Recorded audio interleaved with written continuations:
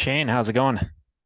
Hey man, still pretty annoyed, but I'm hungry too. So I got some cashews going. Um, Market's sort of behaving here today, just as we were getting geared up for the call. Market took a nice another little dump here. So what we're down about eh, not down too much, I guess. There was an overnight rally from yesterday, but from yesterday's highs down a little bit, and market's kind of behaving in alignment with my expectations at this moment. So that's cool.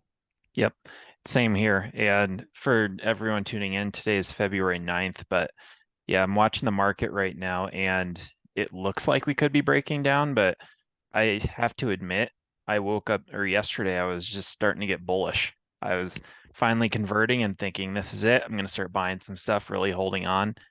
And as an internal indicator, probably a sign there that I'm finally joining the masses that, this bear market's over, which usually sets us up for that next leg lower. So we'll go ahead and jump into it.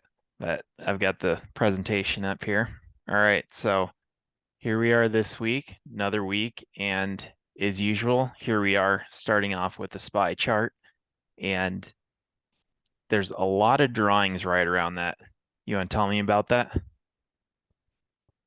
I mean, it's pretty self-explanatory. If you were looking at nothing but technicals, you'd be crazy not to be bullish. I unfortunately or fortunately, I guess we'll find out. I'm not a reluctant bear. Like I'm not looking for a reason to turn. I shouldn't say that. I am looking for reasons to turn bullish. I just can't find any. The only reason to be even remotely bullish is technicals. There's no fundamental backup for being bullish right now. So I don't have any bullish bones in my body. I look at this chart and I am confounded by the fact that we did put in a higher low and a higher high, indicated by those green circles for the S&P 500. But the market's still down materially from its highs reached in December of 21. Um, and there's no fundamental backdrop for this market continuing to charge higher from here. So I think this is just another bear market rally ultimately that will resolve itself lower. And as soon as more people turn bullish, like Kyle, like you were trying to do yesterday, as soon as everybody who wants to buy is bought, that'll be it. I don't think there'll be enough juice to push the market materially higher. But in the interim, it gets really frustrating and annoying, I think is the best way for me to put it. It's just I'm annoyed by this rally because there is no fundamental underlier for it. In fact, all the fundamentals, which I covered in pretty decent detail in my recent market commentary that you can find on our website. I mean, I could have just went on. We could make this a 2 or 3 hour call about why the market's not going higher. And once everybody who wants to get invested in this nonsense gets invested, there will be nobody left to buy, and the market should start to drop.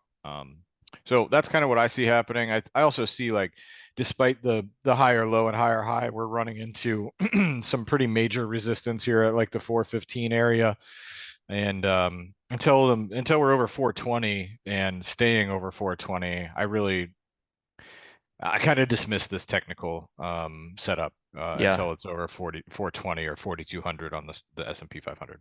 and I'll point out a couple things on the technical front, but this leg of the rally, if you go look at some of these leaders, Tesla, Nvidia, that have really kind of led us higher, there's no basing.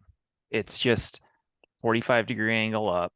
And the other one is right here. It doesn't quite show it on your chart, but in the overnight hours, we had that CPI print where we did spike up right around that 415 level. And that's the level that what we have not done is close above it. So I'm really going to be keeping an eye on that one. If we close above that, hey, I got to find a reason why this is the bullish market. But right now, I think we're just hitting that pain point for the Bears where they finally say, you know what? I think maybe we are going higher and people chase. And that is when that leg or next leg lower really happens. Yeah, So, got to suck everybody in first. So, yep. And and I'll down tell you here, what, these 0 days till expiration options are really. I didn't write about this in my commentary because it would have taken another probably 2,000 words to really get through it. But there's some major market stuff happening under the hood right now where um, these options that expire in less than 1 day. So at the end of the day, whatever the day is, at the end of the day, the options expire. So you get this option for like 6.5 hours.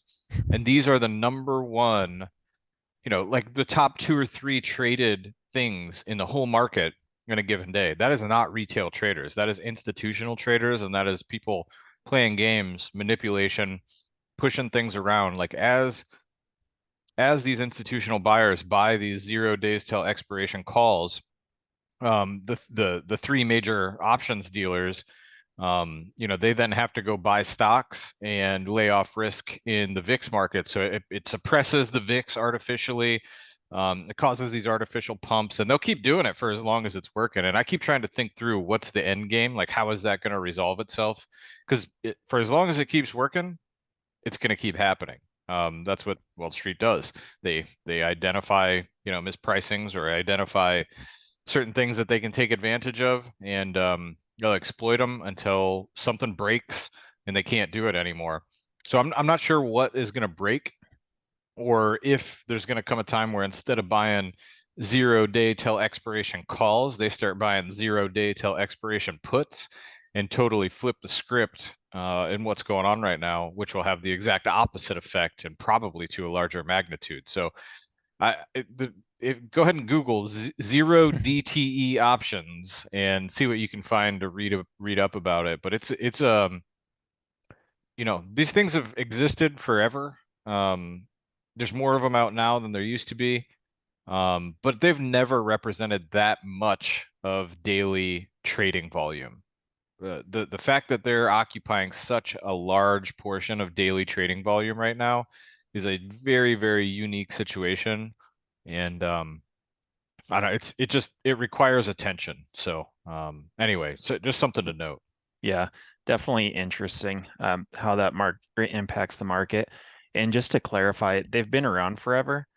The difference is that they have now made it so that they expire every day. It used to really Yeah. just be on Friday, unless it was Hmm. a quarterly option. So that's created a lot of fun for some people sitting at home trading. It's also created some revenue for the uh, big funds out there. And then going back to charts, so here's the NASDAQ.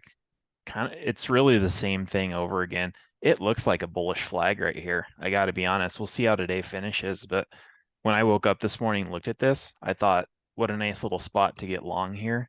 But I am well aware of that level above it.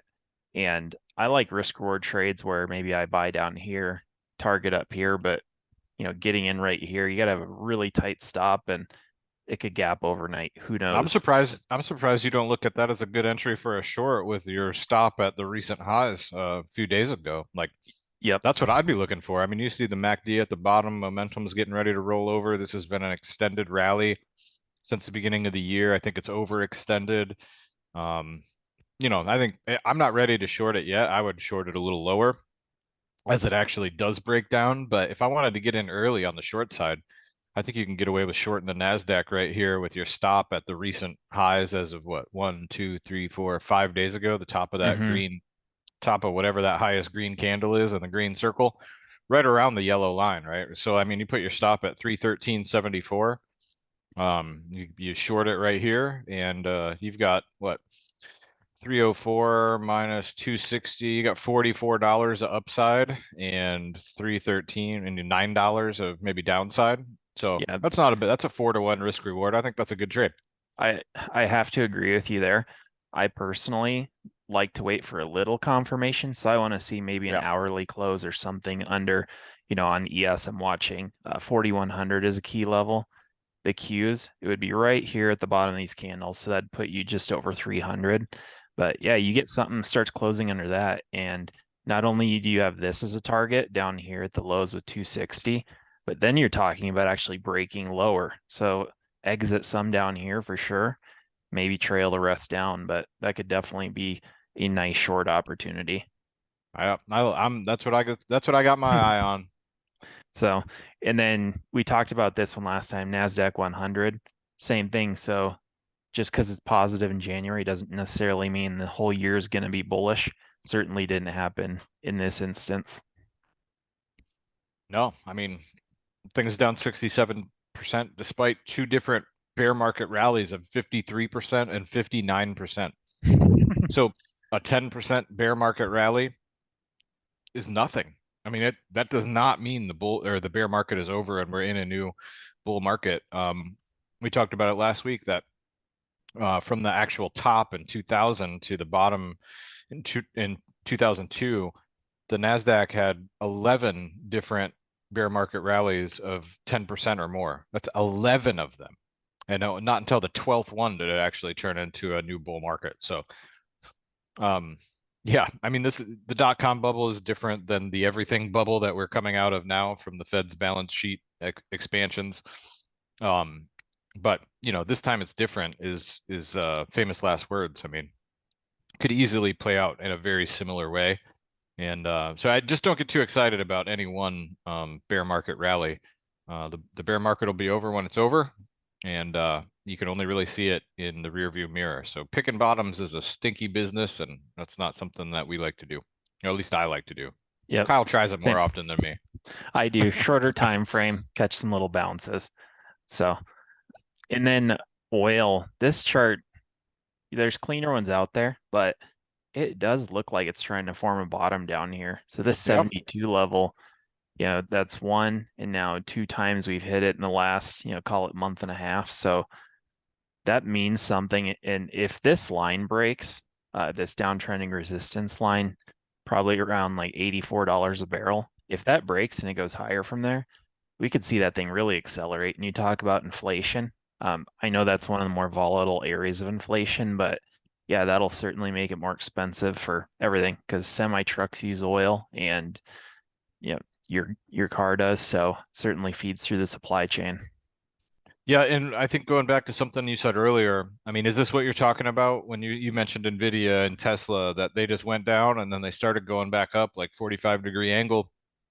Um, this is more of a correct me if I'm wrong, but this is more of what you would want to see as far as like a base building at because bottoming should be a Hmm. process, not like an event, not like boom, this went down and then it started going Yep. all the way back up. Yeah, I mean, so look at this on oil. Here's an example too. Look how it just goes back and forth, back and forth. But, overall, and it's working its way higher. Or over here, it keeps chopping this base around.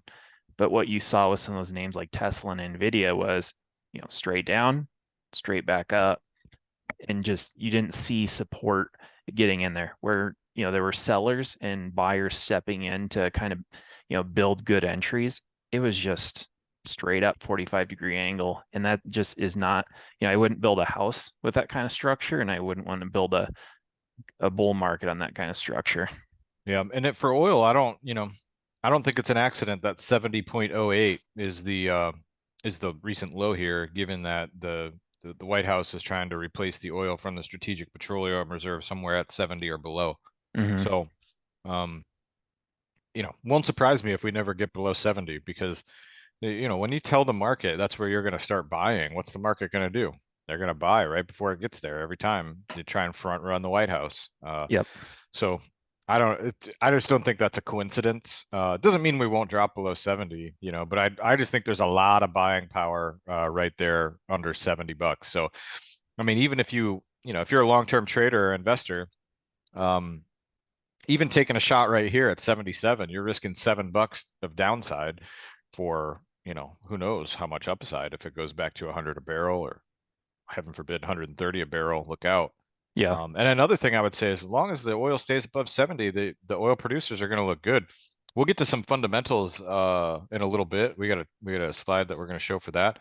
But one of the things that really stood out to me um, when I was looking at some fundamental drivers recently, like ExxonMobil and Chevron are like, I think they're like 100% undervalued, each of them. They trade at PEs of less than 10, both of them. Both of their price to sales are less than 2 times sales. Enterprise value to EBITDA, so earnings before interest, taxes, depreciation, that type of thing. And if you use that compared to the enterprise value, which includes not just the market cap but also any debt that the company would have. So if you wanted to take one of the companies private, you'd have to buy all the stock and you'd have to pay off all their bonds. So enterprise value is total market cap plus the net debt of a company. And they're trading at only 5.4 and 5.9 times enterprise value to EBITDA. And I think anything under 10 times is cheap, right? So like I don't Yep. like to pay more than 10 times enterprise value to EBITDA. You can buy these for half that. And get this, here's the kicker. Normally when you see a company that's that cheap, what do you expect? I'll ask you, Kyle, what do you expect their growth rate, their revenue growth rate to be if it's that cheap? Usually if it's that cheap, it's going to be a low growth rate. Yeah, And these things are both growing their revenue over the past 3 years at a compounded annual rate of 30+%. nice. Exxon's 31.1, Chevron's 35.8. Yeah. So And Shane, you didn't crazy. even mention the dividend yield on Exxon. I know, when COVID hit, that was somewhere around, I think it was 8%, which looked great. I'm sure it's come down a little bit since then, but Yeah, but it's still in top quartile easily, if not top decile. It's 3.17% for Exxon and 3.52% for Chevron. yeah. So they're growing at over 35% compound annually.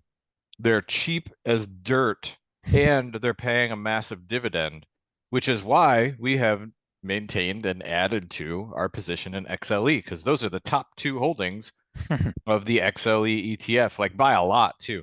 When you look at XLE, ExxonMobil is 23.5% of the fund, and Chevron is 18.9% of the fund. So you're looking at over 40% of XLE is in those two stocks, and they're super cheap. Yep. So certainly the valuations look pretty attractive there, and I'm not surprised at all the price action that we've seen in XLE. So get that oil up and that'll really help. But next one here. So turning to rates, and at first glance, just looking at this chart, our viewers might see that and go, "That's a bullish chart, whatever that is. I want it." Unfortunately, it's a 10-year yield, and Yeah, that does which is not help. bearish for everything else. Yep, that does not help growth. People borrow money, and usually that's based off the 10 years, kind of the proxy or the best measure of duration. So think mortgages, auto loans, all that. If you have to pay a very high interest rate, you're not taking those loans out, you're not buying as much. So demand for a lot of goods out there starts going down, and you know, not a surprise, but what will be surprising is when and if these flags break and move higher and continue that trend, you might see the stock market really take a beating. So that's my 2 cents there. Yeah, I'm looking for some. Let me see. I gotta find this math really fast. There was oh, let's see, 500. See if I can find this. Yeah. So consider the case of a $500,000 home purchased with 20% cash down payment, right? So you put 100 grand down. The remaining 400,000 financed with a mortgage. Using a 3% rate, which you could get easily in 2021, your mortgage payment would be $1,686. When rates were at 7% recently for mortgages, they're not that anymore. We'll get to the mortgage chart in a minute, but at 7%, your your same house, same $400,000 financed at 7% instead of 3%, instead of 1,686, costs you 2,661. It almost doubles your mortgage payment, right? An extra $1,000 a month to buy the exact same property. Yeah, that Um, is not a small difference. no. So as rates go up, everything in the economy costs more. People buy less of it, and that's what causes a profit recession, which we're currently in. I mean, earnings are down. And we are essentially done with earnings season. That's unofficially over when Walt Disney reports, which they did last night. Iger's first report back, and what they say they were cutting $5 billion of expenses, and so things are great Yeah, in the economy. Great reason to buy stocks with no profits. Great, brilliant, brilliant market. yep. Sarcastically said, of course, but Yeah, by the way, go back to that real quick. At the bottom, you see the yield curve. So we mhm. knocked this out with the same chart. You can see the spread. between the 10s and the 2s is still deeply negative. That corresponds with when the orange line goes above the blue line in the top charts. And that indicates, signs of distress in the bond market. So the term structure of the bond market is all wrong. And for some reason, you can earn 4.47% on a 2-year loan, but only 3.6% on a 10-year loan, and probably only 3.3% on a 30-year loan. So that is not indicative of a healthy economy. And I think it signifies that a recession, probably a deep one, is right around the corner.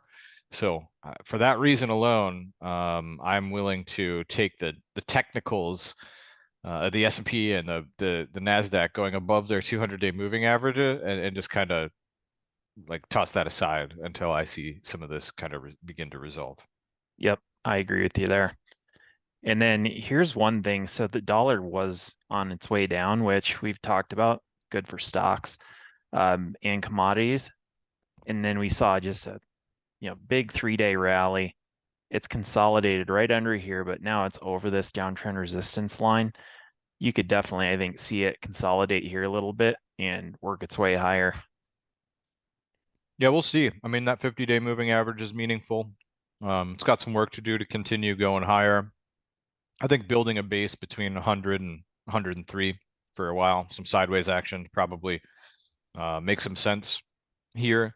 And it also, like, if the rest of, if Europe, particularly Europe, and their central bank, if they raise rates faster than the Fed raises rates from here, which they're currently doing, I think Europe's hiking by 50 basis points a meeting, and we're only hiking by 25 basis points a meeting now.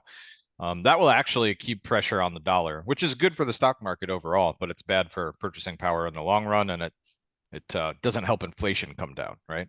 The dollar going higher will bring prices down in the overall market. So people who are buying eggs and milk and gas and everything else, they want to see that dollar go higher. But, unfortunately, that means the market's probably going to go lower. So all these things are interconnected, not perfectly. So that's why we keep our eye on a diverse set of charts and fundamental indicators. Yep.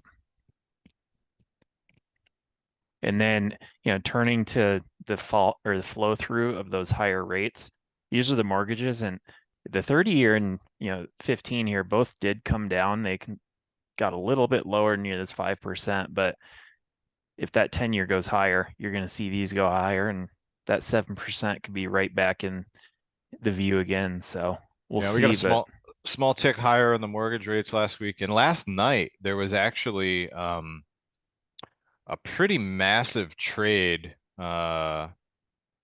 in the short-term bond market. Basically a big bet that the Fed is going to have to hike the Fed funds rate to 6%. Currently, everybody's expecting only 5%, which is we're at 4.75% now. So the market is beginning to price in a whole extra percent of Fed rate hikes, which I'm here to tell you could easily send the stock market to fresh lows. yep. So I think I kind of expect them to do it. I really do, because inflation has not come down fast enough and far enough. And I almost feel like the Fed hasn't even really impacted it. I think base effects have been more of a cause of the disinflation we're seeing than the Fed. And it's funny, man, that when Powell did his interview in his press conference after the most recent rate hike, he said the word disinflation so many times. I bet if we asked 100 different people on the street what disinflation means, only 5 people maybe would get it right. Yeah. It's such a jargon term, and it doesn't mean prices are going down. Just so we're all clear, that's what the market is interpreting disinflation as. It's, oh, prices are going down. The Fed is they've won the battle against inflation, and now they're going to get to stop hiking rates. Not accurate. They're not going to stop hiking rates, and they may not even pause hiking rates as fast as I originally expected them to, but they're certainly not going to cut interest rates. Yeah. Probably not even this year, maybe not even next year. And so Jamie Dimon, CEO of JP Morgan, was just quoted as saying, he could see inflation where it gets down to this 4% and stays there. And Yep. that doesn't solve the problem. Yeah, it's not going up anymore, but it's still at 4%, which that's too high, and that's below the Fed's mandated statement of 2%. So you Or get a above, surprise like yeah. that, certainly is going to change that rate environment. Yeah, 4% is not a time for a victory lap when your target is 2%, you know? Nope. So, and now Shane, you put this spreadsheet up here. This is a lot of the valuations that we do here. Do you want to talk about this? Yeah, I mean, I'm not gonna spend too much time on it. I'm just gonna show you that this is all just since the beginning of the year, and every single number that you see in here, for the most part, was manually typed into this spreadsheet by yours truly, me. And and this is just a way that we keep an eye on a lot of different companies. As they report earnings, we update their revenue growth rates and their operating incomes, and you know, all their PE ratios and price to sales ratios, and enterprise value to EBITDA, as I was talking about before. And we don't make any decisions based solely on what we see here, but sometimes you can find outliers and things that you're like, wow, there's a lot of green on this one in particular name. Like, why is like ExxonMobil and CVX, so XOM and CVX, they're like in the top left area. They're both bold. I don't know if you want to put your mouse over them, Kyle. Can you see the two Yep. energy names there? Like, yeah, right there. Yep. Um, to me, like those have a lot of green columns, right? I mean, they've got the dividend column, and green is good, by the way. Red is bad, green is good. Um, and so anytime there's a dividend over 3%, I'll highlight it green. Anytime there's a PE that's lower than the S&P 500's forward PE, I'll highlight it green. PS is price to sales. If it's under 2, I'll highlight it green. 2 or under, I should say. Enterprise value to EBITDA. If it's under 12 or under, I'll highlight it green. 3-year revenue growth needs to be 20% or more to get a green highlight. And if it's negative, if you can't grow your revenue over the past 3 years, you get a red tag, right? Operating income, if it's negative, it's red. The no risk EV column is essentially a measure of valuation, right? So what it is it takes the interest rate, the far right column, which is a 6% for all of these companies right now, just kind of as my baseline. It says how much could you afford to pay to take your company private? So again, looking at ExxonMobil, the no risk EV is $1.118 trillion. So this is all in thousands, right? So what this means is that ExxonMobil, based on the column to the left, $67.1 billion of operating income. Nope, you went too far to the left. So the TTM-OI is trailing 12 months operating income. So based on that 67,110, I don't know where there we you go. go. There you go. Based on that operating income, ExxonMobil could afford to borrow $1.1 trillion at an interest rate of 6%. And so they could take themselves private, right? They could pay the whole enterprise value. They could buy all the stock. They could pay off all the bonds as long as it was less than $1.1 trillion. And today, the company's market cap, or the current enterprise value, excuse me, is only $491 billion.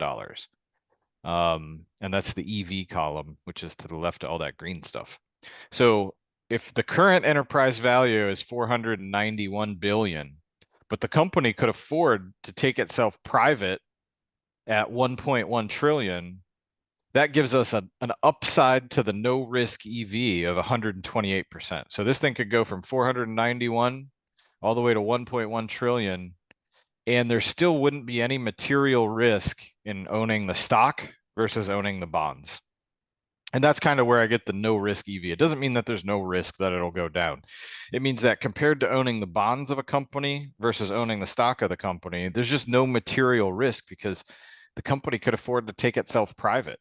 So, I mean, and that doesn't happen very often. I'm not suggesting that ExxonMobil will take itself private and not be a publicly traded company anymore.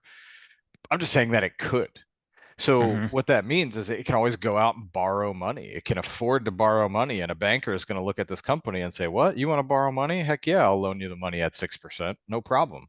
You know. And so there's a few things in here that are very dependent and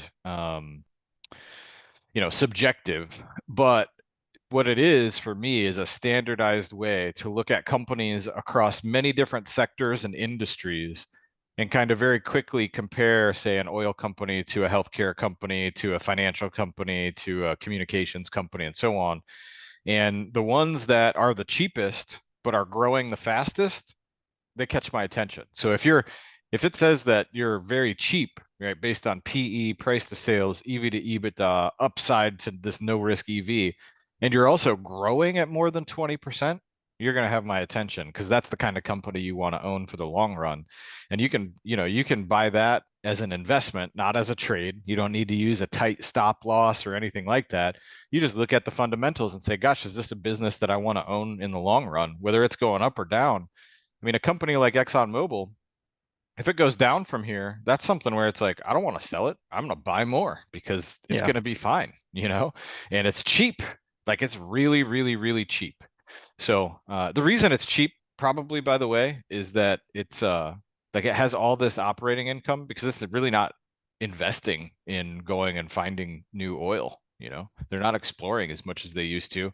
They're instead returning a lot of money to shareholders, doing share repurchases and paying dividends, and same thing with Chevron.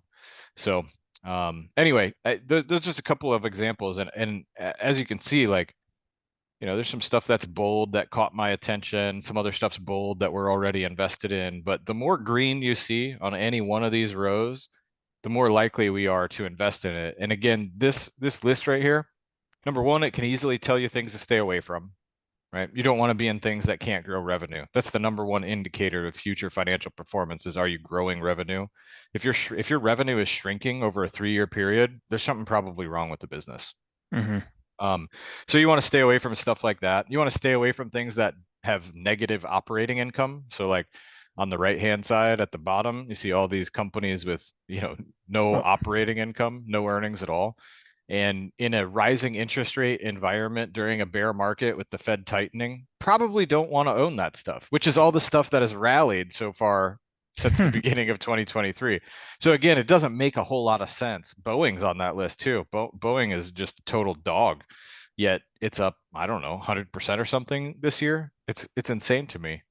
Boeing might actually end up going bankrupt, and that doesn't mean that the business will go away. That means the bondholders will end up owning the company. So you might want to look at Boeing bonds if you're into that sort of thing. Anyway, fundamentals are a big thing for us, but this analysis it it helps us steer clear of the things that are easy to say, I'm just going to avoid that. And then it gives us a focus of what companies we might want to dig into further for potential inclusion into our portfolios. But just because there's a lot of green on one line doesn't automatically mean that we're going to go buy it. Like NUE, for example, is a steel company. Nucor Steel, I think is maybe the name, and it looks super cheap. It looks like it's growing pretty fast, and that's something we might want to include. But just because it looks good on here doesn't mean that there's not, something right around the corner that's going to cause its numbers to look a lot worse. So, but man, it gives us a good idea of where to go dig in deeper. yep. And it also helps too, we look at the charts a lot, and that just is a great way to see if it's trending up, manage our risk, but definitely got to mix the fundamentals in there because if we look at, BYND, Beyond Meat, that was one that had its rally heyday and revenue's not so great, or Peloton. So there's a number of them out there, but having this to back up the technical picture makes a big difference. Yeah, we like to invest in things when the technicals and the fundamentals are in alignment. Um, Hmm. so that's the ideal situation. Right now, the market technicals and the market fundamentals are not in alignment. And I think we're gonna just switch over real quick to take a look at my most recent market commentary that's been posted to our website. Yep. So I got it up here now. Shane, are you looking at that? Yeah, so if you just can you just scroll up to the top of your screen?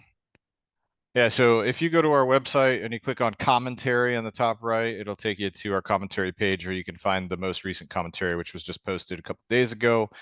And of course, we've got the NDX chart in there, which we've already kind of looked at. And I cover a whole bunch of other fundamental indicators if you want to keep scrolling down. We're not going to go through them all right now. We're going to try and wrap this call up, but yeah, just keep scrolling. I don't know. Maybe we're on a little delay, so I don't know. I can't tell. We've got the Fed, the CPI versus Fed funds rate projections in here, which we have nailed since we started publishing this. So take a look at that. I would encourage everybody to just give this a read. We got real rates on here, which are still negative. I don't know what Jerome Powell was talking about in his press conference where he said he saw positive real yields across the curve. I really don't know I don't know if he misspoke or doesn't understand what positive real rates mean, but he's a pretty smart guy. I have to believe he just missed. Maybe I don't understand what he's talking about, but I don't see positive real rates anywhere. What else do we have in here? There's the Fed balance sheet. So we talked about that before. Yep. And And then then Fed rate funds hike rate expectations. expectations. You know what else is on there? Check that out. If you look closely, it says headline PCE inflation going all the way out to 2025. They still don't have it at 2%. It says 2.1 on there. I don't know if you can you see that, Kyle? It's like the fourth line of that box.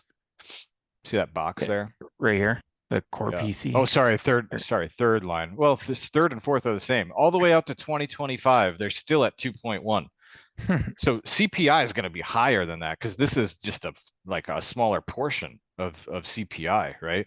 The PCE deflators and all these kinds of things. So the Fed isn't projecting to have rates or inflation down to its 2% target level until 2026. So they're not going to cut rates this year. They're not going to cut rates next year. They probably won't cut rates in 2025 either. I mean, obviously a lot can change between now and then, but even based on the Fed's own projections right now, their inflation's not returning to their target area, and they're not going to cut rates unless the market drops 30 or 40% and they need to bail the market out. So I mean, either we're going to have more downside in order to get the Fed to cut rates, or they're not going to cut rates at all for the next several years. So everybody talking about a pivot to cutting rates is not paying attention. Yep. What else we got in here?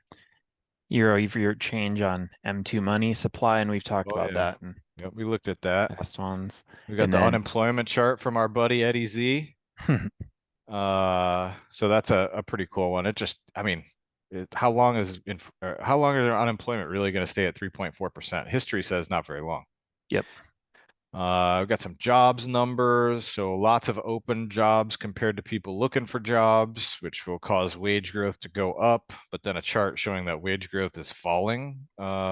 So that's weird. Doesn't make a lot of economic sense. We got the yield curve stuff in there.